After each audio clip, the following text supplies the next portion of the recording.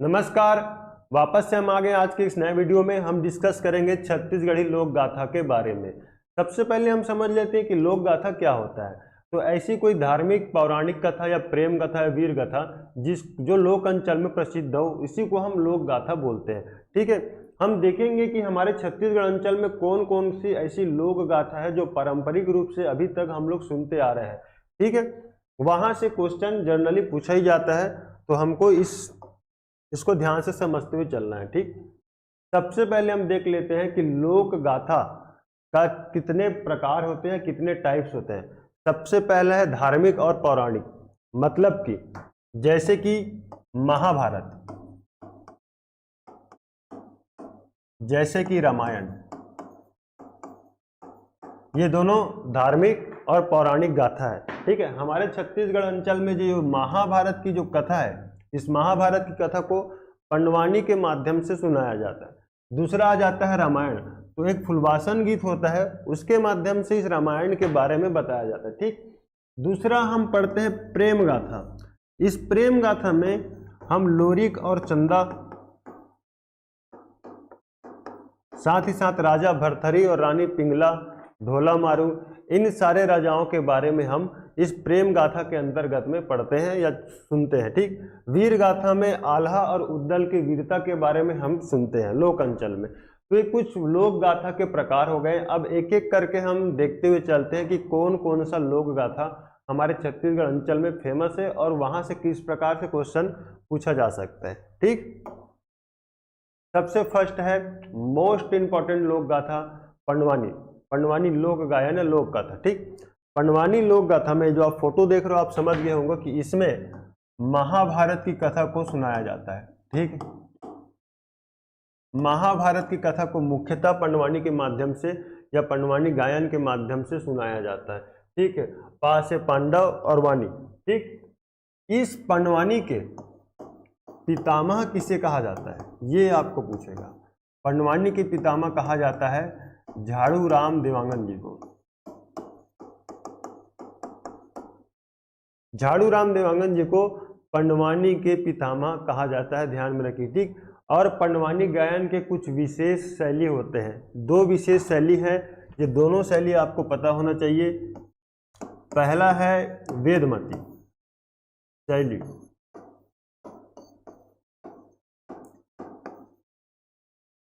और दूसरा है कपालिक।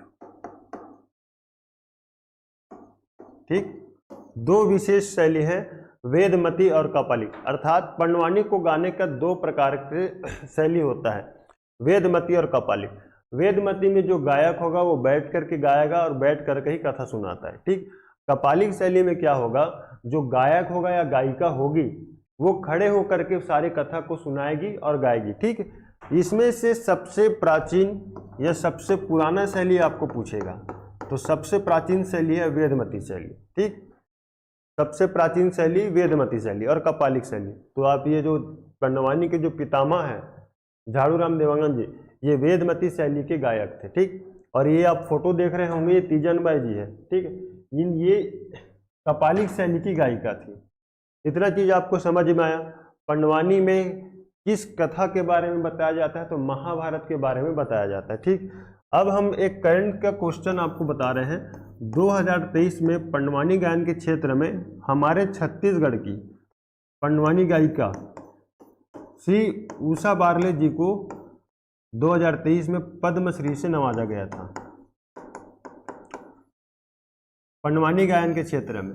और ये उषा बारले जी कपालिक शैली की गायिका है। ठीक है, इतना चीज आपको समझ में आया।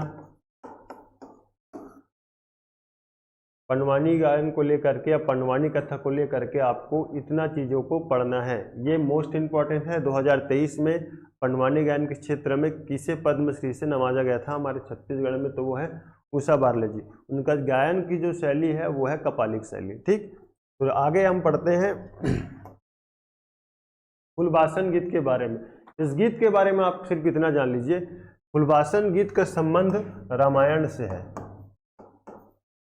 रामायण, फुलवासन गीत या फिर फुलवासन गाथा, इसमें रामायण के बारे में बताया जाता है। जब सीता जी के द्वारा लक्ष्मण को फूल मंगाया जाता है उस सारे घटनाक्रम का वर्णन आपको इस फुलभाषण गीत के माध्यम से जानने को मिलेगा। ठीक है, नेक्स्ट हम देखते हैं श्रवण गाथा। श्रवण गाथा आप फोटो देखकर समझ गए होंगे कि इसमें श्रवण कुमार के जीवन के बारे में इस गाथा के माध्यम से बताया जाता है। जब इसके मामा श्री राजा दशरथ के माध्यम से शब्द भेदी बाण मारा जाता है जिससे श्रवण का मृत्यु हो जाता है, और मृत्यु होने के बाद उनके माता और पिता के माध्यम से जब दशरथ को श्राप दिया जाता है, उसी घटनाक्रम को इस श्रवण गाथा के माध्यम से बताया जाता है। आपको ये पूछेगा कि श्रवण गाथा में किसके बारे में हमको जानने को मिलता है, तो श्रवण कुमार के बारे में जानने को मिलता है। ठीक, इसमें श्रवण कुमार का माता पिता के प्रति जो भक्ति है उसके बारे में बताया गया है। ठीक,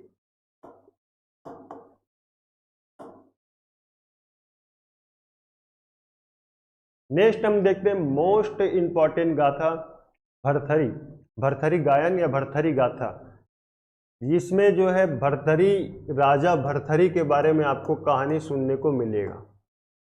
उज्जैन का एक राजा होता है, उस राजा का नाम है राजा भरथरी। ये जो आप फोटो देख रहे हो, मान लीजिए कि ये राजा भरथरी है और ये है उसकी रानी, और उसकी रानी का जो नाम था, उस रानी का नाम है पिंगला।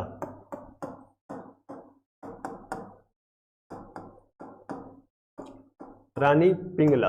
ठीक, लेबर इंस्पेक्टर के एग्जाम में क्वेश्चन पूछा गया है कि भरथरी गाथा में राजा भरथरी और उसकी रानी, तो उसकी रानी का नाम क्या है, ये पूछा गया है। तो ध्यान में रखिए, रानी उसका नाम है पिंगला। ठीक है, अब यहाँ पे थोड़ा सा हम इसका स्टोरी जान लेते हैं भरथरी के बारे में। उज्जैन नगर में एक बार गुरु गोरखनाथ का आगमन हुआ था। ठीक, और गुरु गोरखनाथ ने राजा भरथरी को एक फल दिया था और ये बोला था कि अगर राजा जी आप इस फल को खाते हैं तो आप हमेशा जवान रहेंगे। ठीक, क्योंकि राजा जो है अपने रानी पिंगला से बेहद ही ज़्यादा प्रेम करता था, तो उसने सोचा कि इस फल को मैं ना खा करके अपने रानी पिंगला को दे देता हूँ। ठीक, रानी पिंगला को फल देने के बाद ये सोचते हैं, जब रानी पिंगला को जब फल दिया जाता है तो पिंगला नगर के ही किसी कोतवाल से वो बहुत ही ज़्यादा प्रेम करती है। ठीक, राजा प्रेम कर रहा है रानी से और रानी प्रेम कर रही है कोतवाल से, और ये जो कोतवाल है ये प्रेम करता है नगर के किसी वैश्या से। ठीक, राजा प्रेम कर रहा है रानी से, रानी प्रेम करते रहती है नगर के किसी कोतवाल से, और कोतवाल प्रेम करता है नगर के ही किसी वैश्या से। ठीक है, तो रानी पिंगला ये सोचती है कि इस फल को मैं ना खा करके क्यों ना इस कोतवाल को दे दूं। ठीक, जब कोतवाल के पास ये फल जाता है तो कोतवाल तो प्रेमी हो, वैश्या के प्रेम में पागल है, तो वह फल को दे देता है एक वैश्या को और ये बोलता है कि आप अगर इस फल को खाते हो तो आप हमेशा जवान रहोगे और सुंदर दिखोगे। ठीक, वैश्या सोचती है कि मुझे ऐसे जीवन नहीं चाहिए, मैं हमेशा इस तरह के देह व्यापार नहीं कर सकती, क्यों ना मैं इस फल को राजा भरथरी को दे दूं, क्योंकि वो हमारे नगर के सम्राट हैं और प्रजा को सबसे ज़्यादा जरूरत राजा की होती है। ठीक है, तो इस वेश्या ने उस फल को दे दिया वापस से राजा भरथरी को। ठीक, राजा भरथरी के पास ये जब फल वापस मिला तो राजा भरथरी सोचा कि इस फल को तो मैं रानी को दिया था, इसके पास कहाँ से आ गया। तो पता किया तो पता चला कि कोतवाल ने उसे दिया, तो कोतवाल के पास कहाँ से आया, तो उसको रानी पिंगला ने दी है।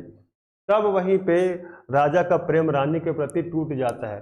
वो सोचता है, क्योंकि रानी उसको धोखा दे रही होती है। ठीक है, इस बात का पता चलने के बाद राजा बहुत ही ज़्यादा उदास हो जाता है और अपना सारा राजपाट छोड़ करके वो एक वैराग्य जीवन एक्सेप्ट कर लेता है। तो इस भरथरी गाथा में राजा भरथरी कैसे एक राजा से, एक सम्राट से वो एक साधु बना, इसके बारे में आपको पूरा जानकारी मिलेगी राजा भरथरी में। ठीक, इसमें दो व्यक्तियों का या दो लोगों को आपको नहीं भूलना है। एक स्वयं राजा भरथरी जो उज्जैन के निवासी थे, ये भी ध्यान में रखो।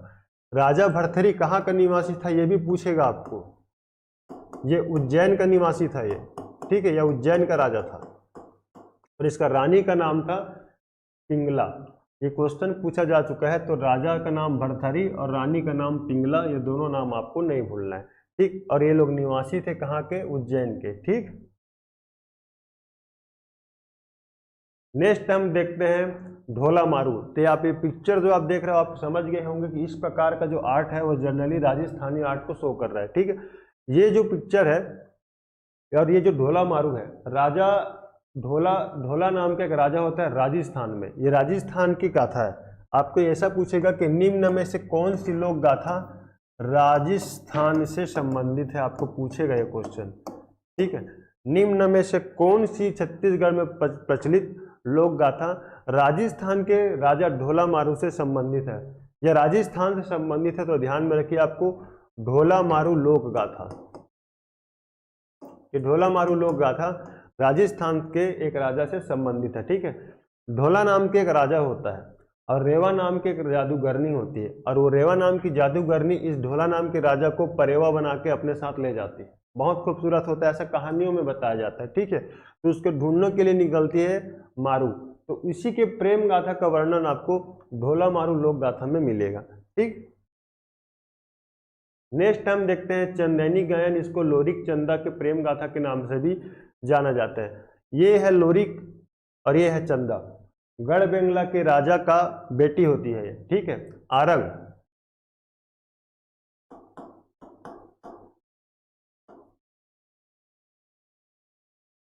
चंदा जो होती है वो आरंग की निवासी होती है, और लोरिक जो होता है ये मध्य प्रदेश रीवा का निवासी होता है। कायदे से तो ये गाय चराने वाला होता है, लेकिन कुछ समय बाद जब इसका मुलाकात होता है रानी चंदा से, तो दोनों के बीच में प्रेम होता है। तो इसी घटना को लोरिक चंदा गायन के नाम से जाना जाता है, ठीक है। ये चीज आपको ध्यान में रखना है कि लोरिक चंदा जो प्रेम गाथा का जो वर्णन है वो हमको चंदैनी गायन के माध्यम से मिलता है, ठीक है। इसमें मोस्ट इम्पोर्टेंट चीज, जब चंदा के बारे में बताएंगे, रानी चंदा के बारे में, तो उसको गीत गा करके बताएंगे, ठीक, गीत में। और लोरिक के बारे में जब बताएंगे तो वो कथा के रूप में बताएंगे इसको, ठीक, कथा या गाथा, ये चीज ध्यान में रखो। चंदा के बारे में जब बताएगा तो गाना गाते हुए बताएंगे, लोरिक के बारे में जब बताएंगे तो कथा के रूप में बताएंगे इस चंदैनी गायन में, ठीक। ये चंदैनी चंदा या लोरिक चंदा को लेकर के इतना, ठीक। लोरिक निवासी कहाँ का था, रीवा का, और चंदा निवास कहाँ की थी, आरंग की, गढ़ बेंगला की राजा की बेटी थी, ये राजा के बेटे थे। अब हम आ जाते हैं आल्हा और उद्दल, ठीक। बुंदेलखंड का राजा होता है परमल देव, परमल देव, और इसका लड़ाई होता है पृथ्वीराज चौहान से, पृथ्वीराज चौहान। समझ लीजिए ये आल्हा है और ये उद्दल है, ठीक है। परमल देव के दो सेनापति होते हैं विशेष, आल्हा और उद्दल, और जब परमल देव का लड़ाई होता है पृथ्वीराज चौहान से, तो उसमें बहुत इंपॉर्टेंट रोल प्ले करते हैं, ठीक है। पृथ्वीराज चौहान जी का हालत खराब हो जाता है उस युद्ध को जीतने में, क्योंकि दो विशेष वीर योद्धा उसमें साथ दे रहे होते हैं।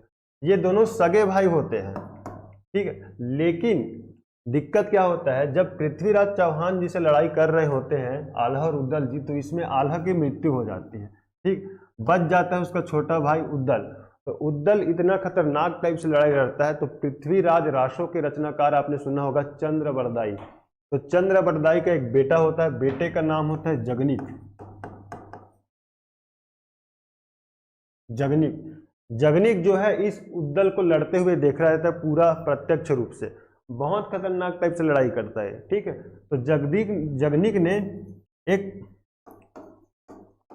आल्हा और उद्दल राशो नाम का एक रचना किया था, और इस आल्हा उद्दल नाम के रचना में उन्होंने इस सारे घटनाक्रम को बताया था कि आखिर कैसे आल्हा और उद्दल ने रणभूमि में वीरता से किस प्रकार से लड़ाई लड़ा, वह सारे चीज़ों के बारे में आपको ये जगनिक की रचना आल्हा उद्दल राशो में मिलेगा, ठीक है।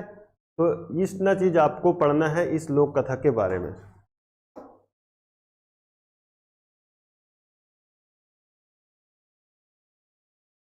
इसके अलावा दो चार और लोक कथा है, जैसे कि गोपाल बिंजवार। ये गोपाल बिंजवार नाम का एक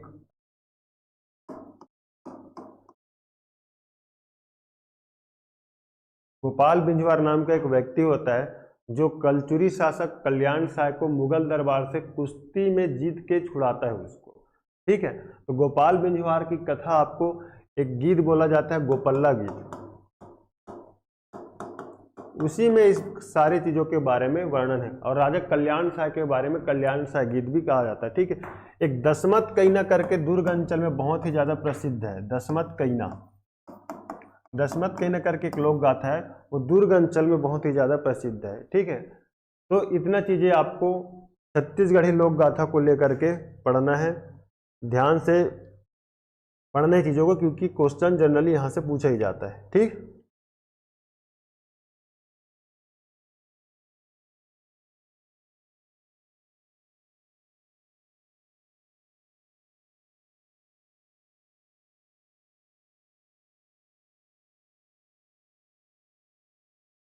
ठीक।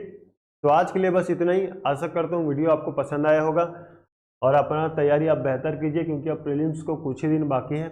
ऐसा छोटा छोटा क्लिप तो आप देखिए, इसमें से यदि 1 से 2 क्वेश्चन आ भी जाता है तो आपका इजीली उसको रटने का ज़रूरत नहीं है। आप उसको यदि आप ये पिक्चर के माध्यम से पढ़ोगे तो चीज़ें आपको आसानी से समझ में आ जाएगा। ठीक है, तो आज के लिए बस इतना ही। तब तक के लिए आप सभी का बहुत बहुत धन्यवाद।